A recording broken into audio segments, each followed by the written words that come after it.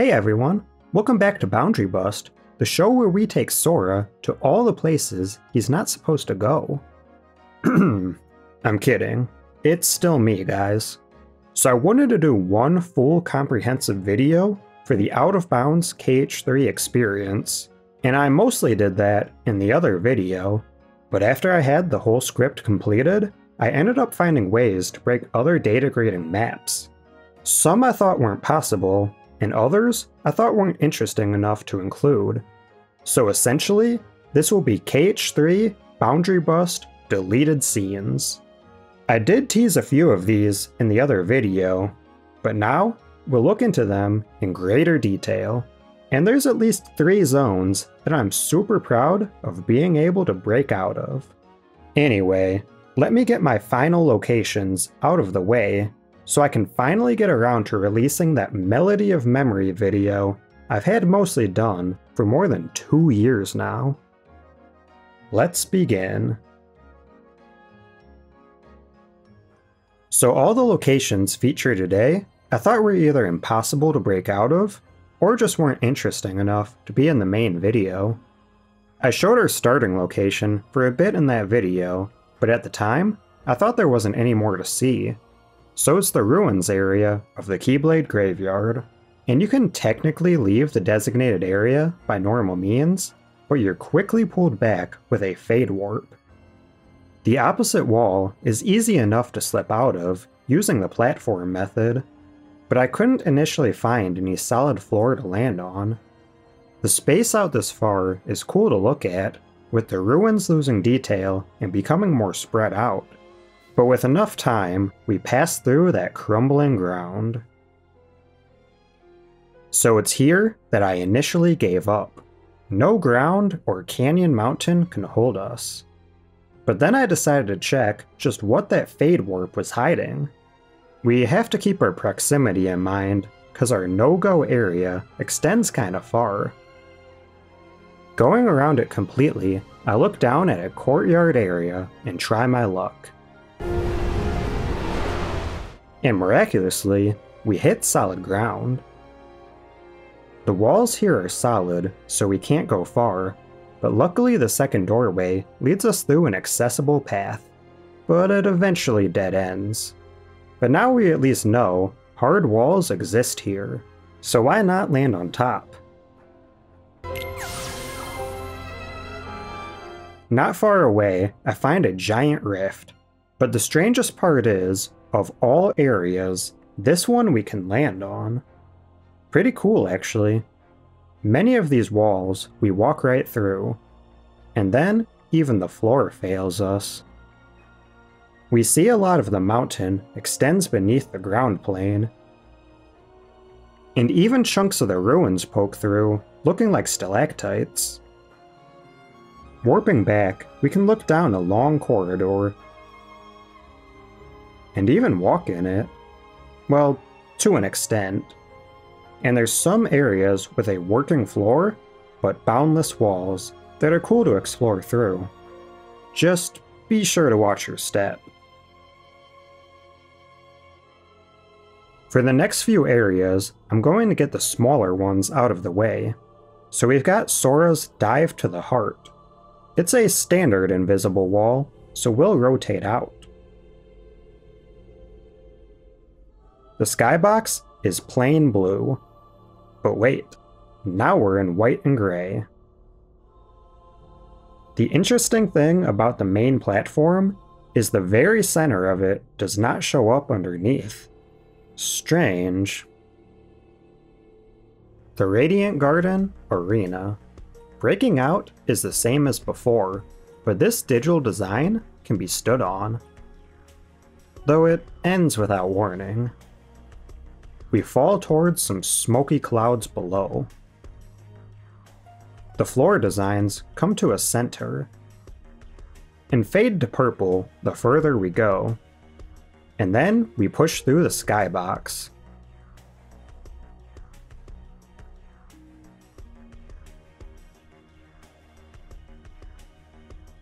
Following backwards towards the Heart Moon, we can look up into the platform.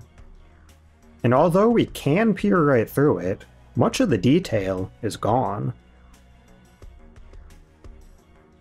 Next up is the Frozen Arena in Arendelle. There really isn't much to this one, but we can walk beyond the invisible wall. Flying out, we can soar through these ice mounds. Then out of this realm altogether.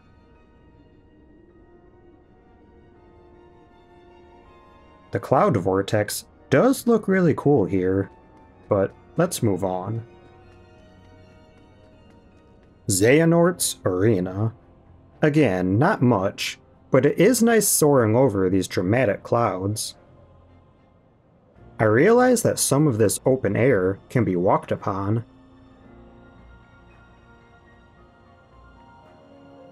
And the entire platform disappears from underneath. Let's check out that moon. It takes a long time, but on our journey, we see the clouds distort with our distance to them. But then things get weird as the clouds stretch.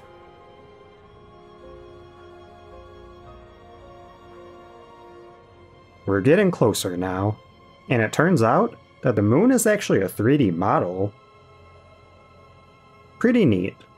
The reverse side is the same as the front, and before long, we're warped back. Okay, the toy arena is the last of the small ones. I was really looking forward to escaping this area, seeing all the potential objects that are out there. Just imagine landing on a boat, or running up that train. The journey takes forever. They really are further out than they seem. We get above the dog, but unfortunately, the warp floor is just too high. I try another area, and we can see the models closer up. But we're warped again. So close, too. One last try for good measure? Oh well.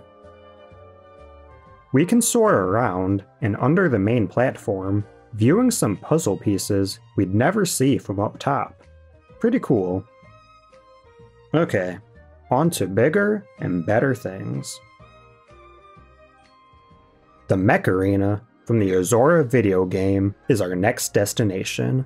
I'm not sure if this is some shipping dock or oil refinery. The purple water really gives it oil ocean vibes. Either way, we're busting out of here. There's plenty of invisible walls here. The only problem is they all have solid fencing at their base. Our solution is to build up, of course, but rotating out is not as easy as it would seem. I tried so many times to get the right angles and placements, and I ended up giving up until I was finalizing the video for part 1. Anyway, I eventually got free. First thing I tried was to land on that helipad outside the arena, and it can't support us. Neither can this catwalk. But luckily, this black plane below is solid ground.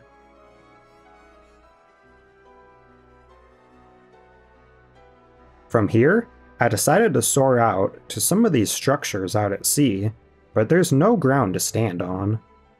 Though we get a good look at all of the beams, ladders, and staircases. There's plenty of these structures in the surrounding area, many with giant tanks we can only glide through. This smaller one has a neat little staircase leading to the roof, which is an interesting detail since you'd likely never see it from our allotted space. There's another building with plenty of windows, making it look like some sort of housing unit. And the reverse side is completely absent.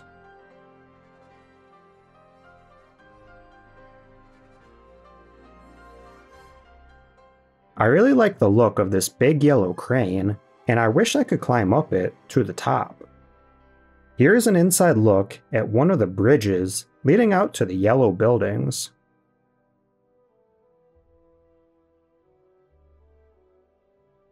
Way in the back, we can check out some shipping containers.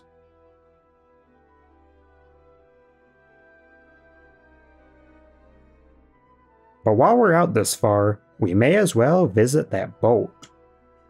More containers on board, but unfortunately, not much else.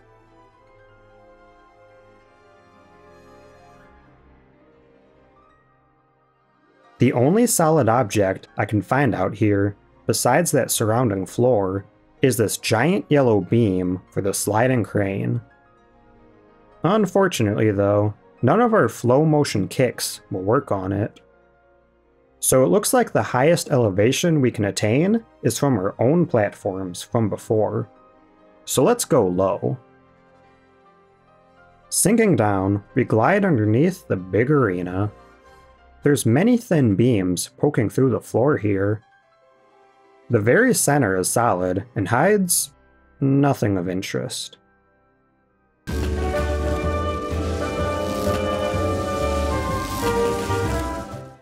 Yeah, I think we've done all we can here. So here's a view of the bright lit city in the distance. Our next boundary bust was the one I was most excited to achieve. The Corona data greeting gives us a generous portion of the forest to take photos in. Though I was more interested in what lies beyond these rocky walls. There's invisible walls above all of our boundaries. And just like last time, I figured building up should do the trick. I can't even express how long I attempted to break out. I thought for sure this pond area would let us free. Eventually I gave up, and ready to call it quits, I did one last sweep to see if there was any more promising spots. And that's when I stumbled into the rabbit hole.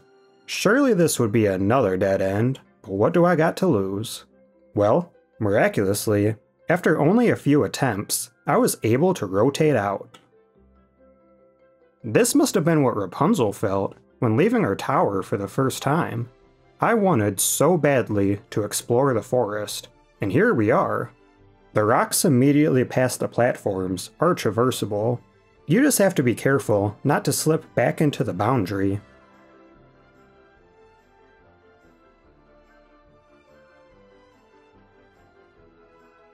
We can drop down onto this low-res grass, onto a sort of path that I'll call the outskirts. I really like this flat-bottomed boulder we can run under. And just ahead, there's a big gap in the flooring. This wall shows the effect, telling us we can run up it, but that's not exactly true. Following our grass path further, and we begin to slide. That's pretty fun. And we've found some high-quality grass too, and plenty of surrounding bushes and trees. This all leads to a lower road that we'll be sure to come back to. For now, we'll teleport back to our entrance. Now all of our rocks will be solid, but the grass is hit or miss. Obviously our outskirts path is fine, but just before that area, a similar looking spot has us falling through. So let's stick to the stones. They actually carve out a pretty cool path, staying mostly linear as they outline the outer bounds area. And we're led to plenty of other similar rocks. This one juts out, giving us the perfect view of a distant, detached mountain. Let's stay on solid ground for now. Following various different rock trails will lead us to this piece of cliff floating as an island. It has a similar view of the mountain, but pressing on, we'll see in the distance the staple of this data great location, the waterfall. It's actually possible to get on top of this giant cliffside by going around it and eventually up. We are now at the highest point possible, with the only other contender being this nearby point with lots of foliage.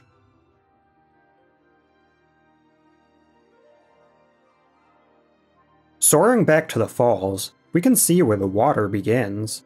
No long, flowing river up here.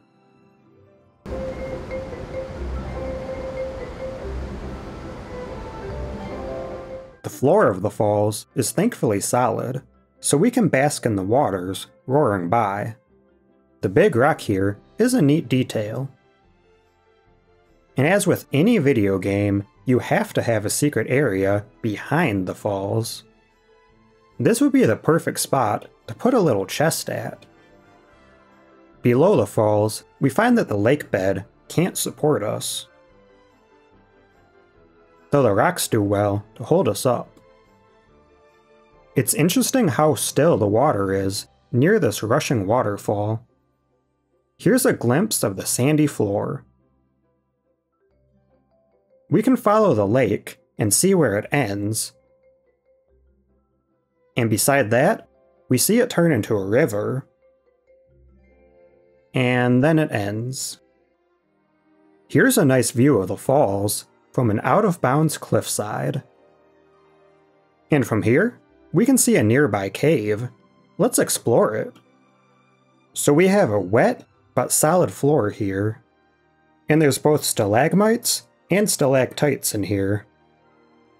Then it gets very dark, but a bright light in the back reveals the cave is completely open inside.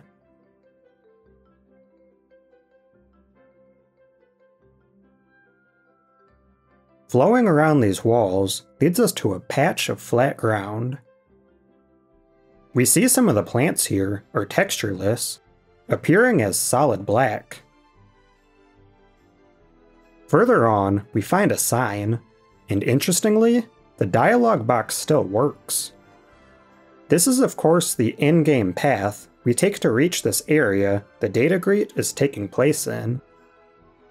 And just a bit ahead, we get to that fade warp to mark the section's boundaries. Returning to this path though, we see to the left the grassy outskirts we walked on before. But now on the other side, we have a similar situation. The low-res grass can be stood on. But even better, it leads to some greener grass, and a fence I don't remember ever seeing before. This second outskirts extends a little further, showing a good amount of trees. But before long, the solid ground ends, and we sink beneath the other ground. Let's get to a high point and soar around to the other side of the map. Here, we can see a bit of the path sticking out, so we might as well land.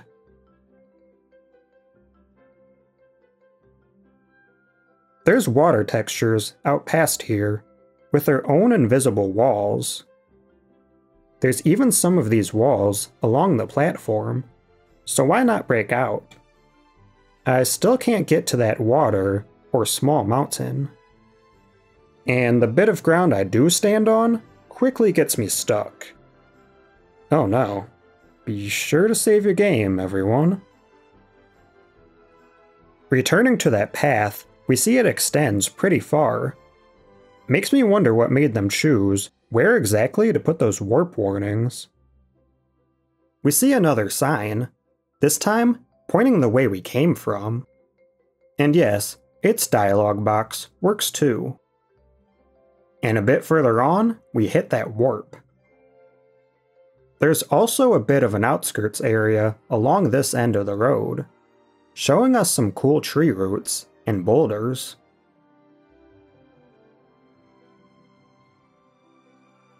Eventually this leads us to a small, secluded pond.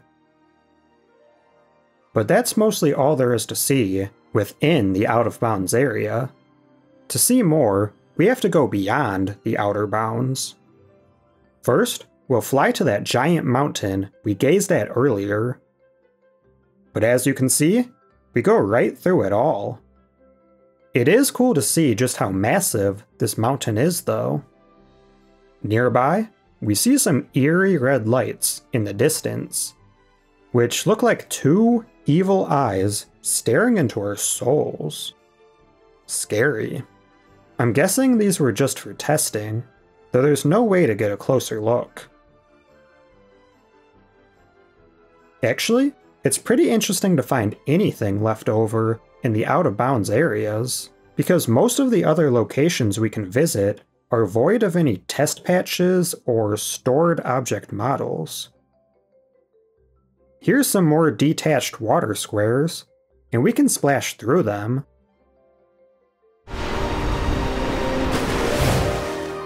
And beyond that, we have some water in the shape of a river. And here's an aerial view of the connected water we saw before with the invisible walls. Beyond that, there's a gigantic water patch, and things go real gloomy as we fly over it. This must be what those red lights were for, as we see them dim through the foggy effect.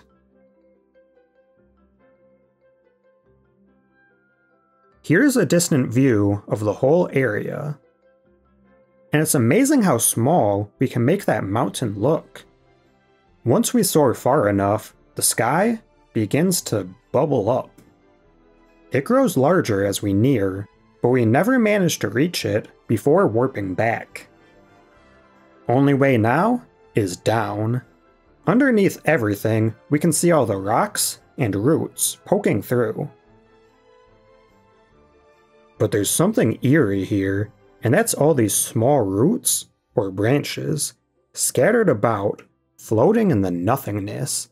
Little detached tree hands that could reach out and grab you at any second. Alright, but I think that's enough of the forest for me.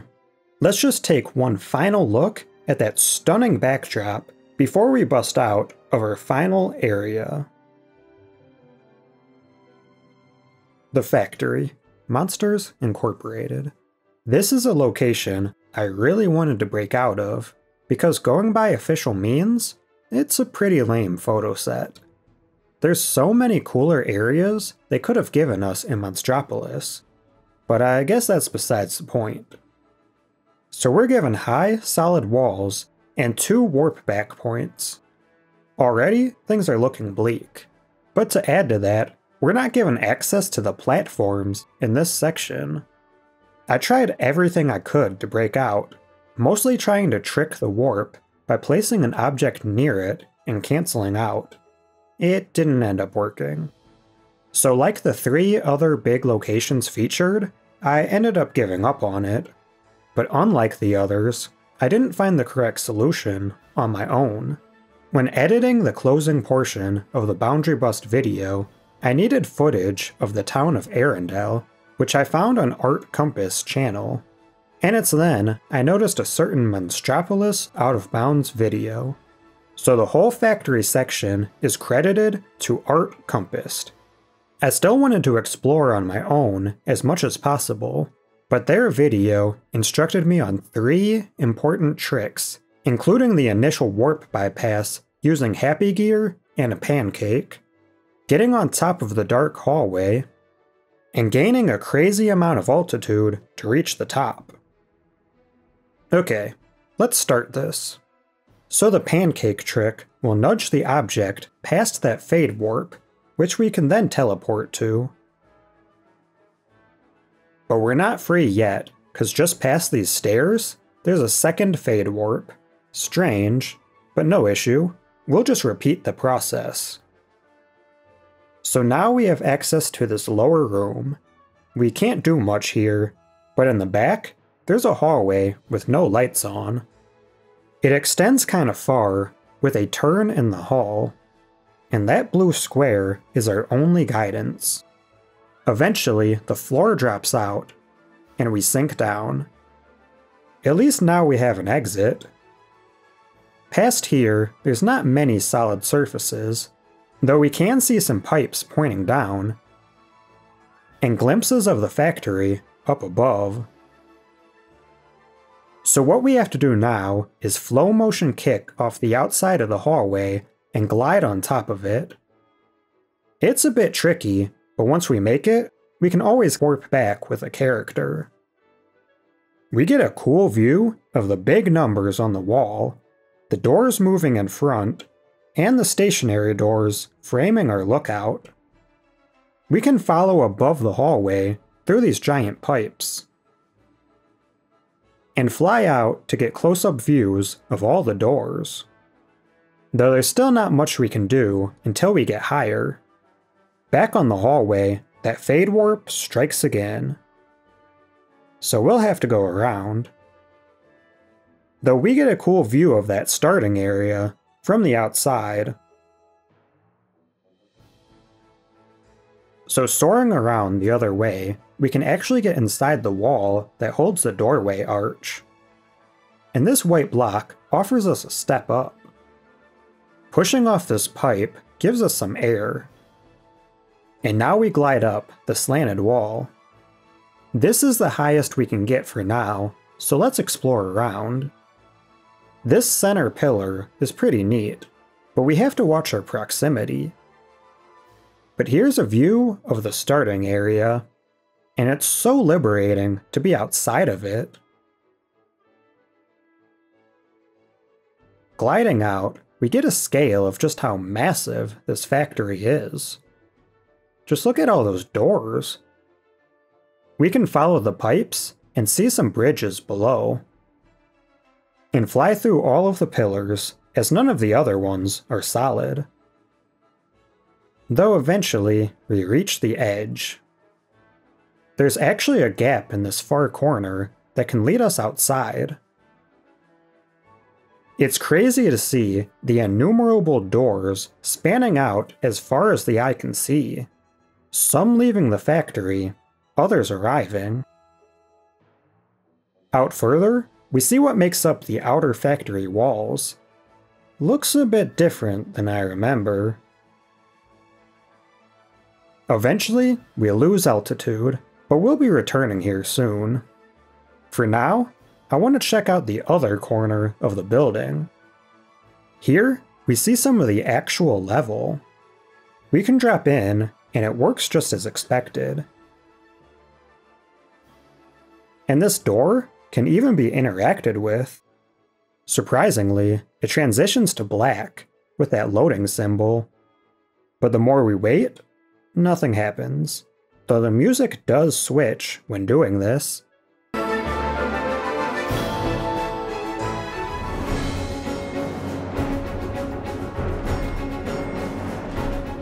Otherwise, we're soft-locked. Loading back, we see 2 more doors on the opposite side. Though thankfully, these ones don't lock our game. Instead, they just do a little sound effect.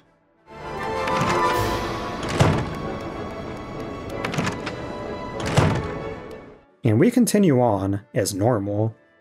This area is surrounded by invisible walls, even a bit we can stand on and look below. It is possible to get just out of bounds, so we're standing on the other side of the fencing, though we're not left with much room to move. Thanks for being a stand-in, Riku. Kairi. The only other thing of note over here is that the wall of doors is solid, where all the other ones we can fly into have us soaring right through.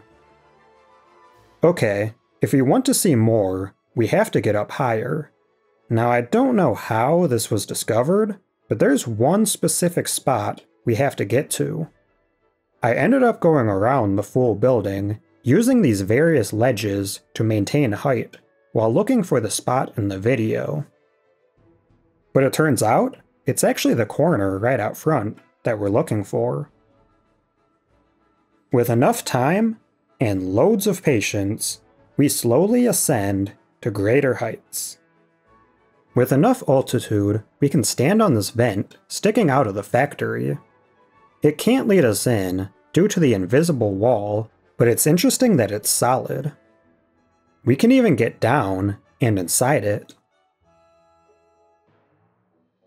Dang, so close, but still so far. Nearby, we can stare right into the barrage of doors revolving through the factory. But alright, back to the corner. Eventually we'll ride this updraft as high as it'll take us, and we'll need to find a similar spot. So we glide all the way around to the back side of the building. There's even more doors here. Our destination is actually these spokes where the doors enter, and thankfully, we can take a rest. Before we go in for another glide session, let's do a bit of sightseeing. It's possible to push back into the factory in some spots, and it turns out this whole rail of doors can be walked upon. From here, we can locate some areas you'll recognize from the normal game. Looks like the grinding rails are absent from this area. All of the doors we find are the sound effect variant. And we can interact with this blue symbol. Well, kind of. Our lucky emblem is absent from this wall near the elevator, though the giant one on the other end is still there. And nearby, we see one hole that's not like the others. This is the other end of that vent tunnel we stepped into earlier, and the invisible wall is actually black from this side. Alright, let's continue our quest. From our little perch, we'll go to a nearby corner and wait once again. Eventually, we'll reach the top, where we can hang and glide our way through. In the blackness, there's a little spot that lifts us, and then we can stand. And this is it. With just a bit more movement, we have reached the roof, and even better, we can stand. From here, the whole factory is reachable. Here's a view looking down through the ceiling windows. And a full drop. And this rooftop gives us the perfect spot to look up and watch the stars. Beautiful. The only thing left to do is to take an outside look at the facility. From this height, we can manage to get a further view of it. It looks so small from here. And finally, we'll see how close we can get to the lights in the distance. I thought it was a cityscape initially, but from here, it looks like a line of electric towers. And we're warped back. Okay, so that should do it for the extended cut of KH3 Boundary Bust. And don't worry, this is not going to be a series. Biting off of Shesez's hard work and dedication is only meant to be a one-time bit that's been extended to 2 parts. I'm still waiting on the actual KH3 boundary break. It'll undoubtedly be better than mine. I really want to see what's beyond those invisible walls that aren't available in data grading. And he has since put out a KH1 out of bounds, so maybe 3 will be in the near future? But it's been a lot of fun getting to see behind the scenes of some of KH3's many cool locations.